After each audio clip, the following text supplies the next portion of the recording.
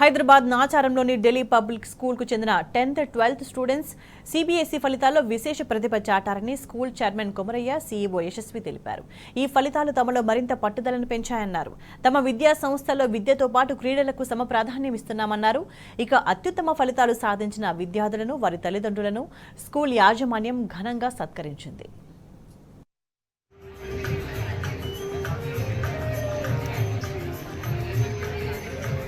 Standard students who've got 90% and above aggregate score. Are you here?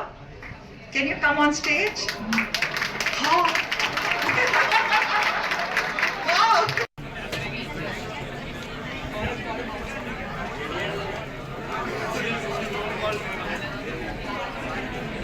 ఈసారి results DPS నాచారంలో చాలా బాగా వచ్చినాయి.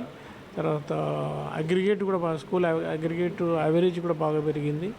ఇది చాలా మంచి న్యూస్. మా టీచర్సు, మా స్టూడెంట్స్, పేరెంట్స్ వాళ్ళ ఎఫర్ట్స్తోని ఈ రిజల్ట్స్ తేగలిగాము.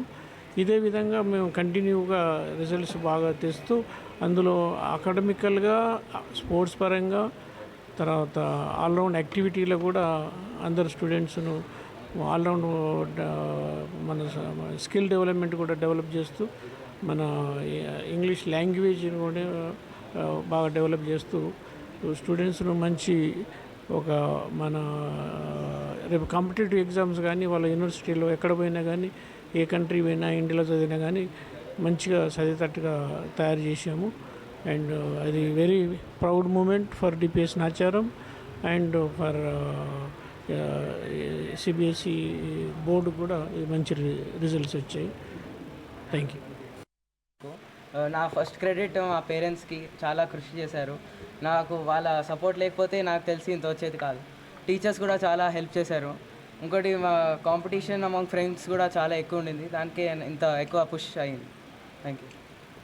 15 years ఈ స్కూల్ కట్టి డిపిఎస్ నాచారం హిస్టరీలో ఈ రిజల్ట్ రావడం మాకు అందరికీ చాలా సంతోషకరమైన విషయం.